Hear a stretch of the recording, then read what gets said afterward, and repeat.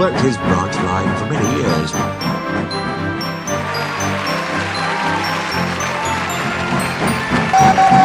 Hello! Hello! Thank you.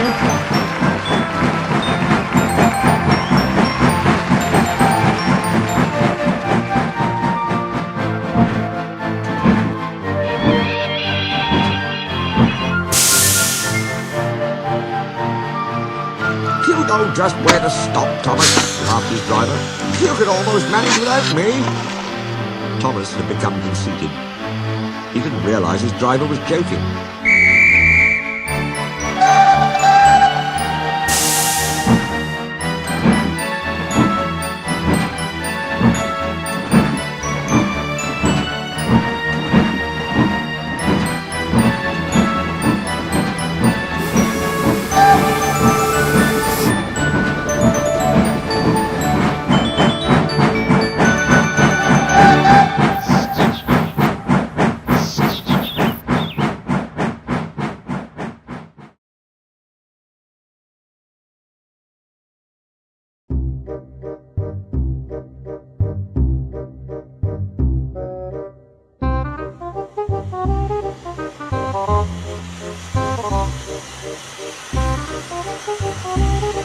Driver says I don't need him now, he told the others. Don't be so daft, snorted Percy. I'd never go without my driver, said Toby earnestly. I'd be frightened. Oh, boasted Thomas. I'm not scared.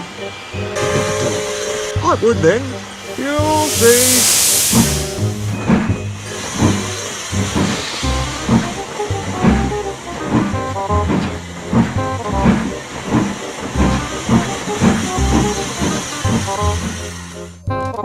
It was dark next morning when the firelighter came. Thomas drowsed comfortably as the warmth spread through his boiler. He woke again in daylight. Percy and Toby were still asleep. Thomas suddenly remembered. Silly stick in the mud, he chuckled. I'll show him. Driver isn't coming yet, so here goes. He cautiously tried first one piston, then the other.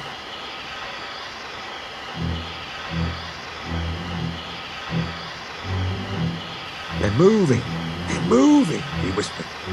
I'll just go out, then I'll stop, and wheesh. That'll make them jump. Very, very quietly, he headed for the door. Thomas thought he was being clever, but really he was only moving because a careless cleaner had meddled with his controls. He soon found his mistake. He tried to wheesh, but he couldn't. He tried to stop, but he couldn't. He just kept rolling along. The buffers will stop me, he thought hopefully. But that siding had no buffers. It just ended at the road. Horrors! He exclaimed and shut his eyes. He didn't dare look at what was coming next.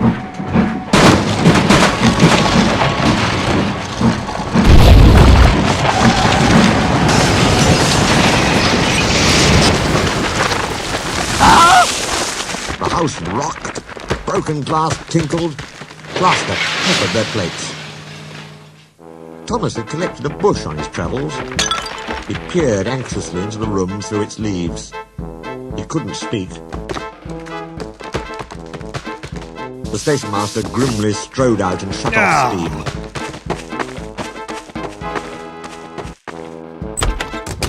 His wife picked up her plate. You miserable engine! She scolded. Just look what you've done to our breakfast. Now I shall have to cook some more. She banged the door. More plaster. This time it fell on Thomas. Thomas felt depressed. The plaster was tickly. He wanted to sneeze, but he didn't dare in case the house fell on him. Nobody came for a long time. Everyone was much too busy.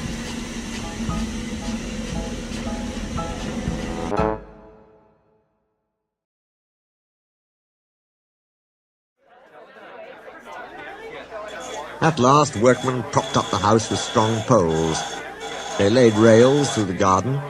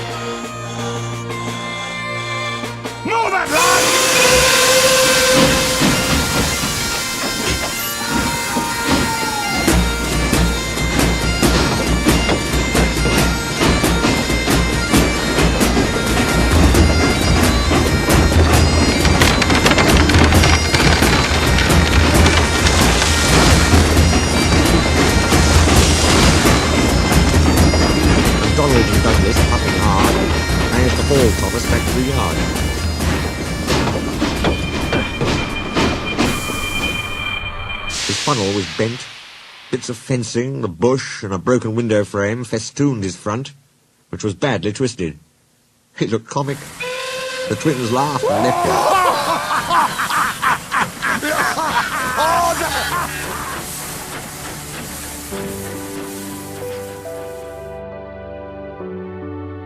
You are a very naughty engine. Oh, no, sir. Oh, I'm sorry, sir. Thomas's voice was muffled behind his bush. You must go to the works and have your front end mended.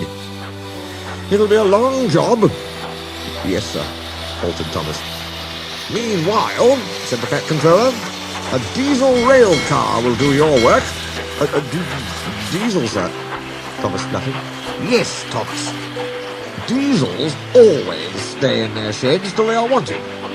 Diesels never gallivant after breakfast in station masters' houses. The Fat Controller turned on his heel and sternly walked away.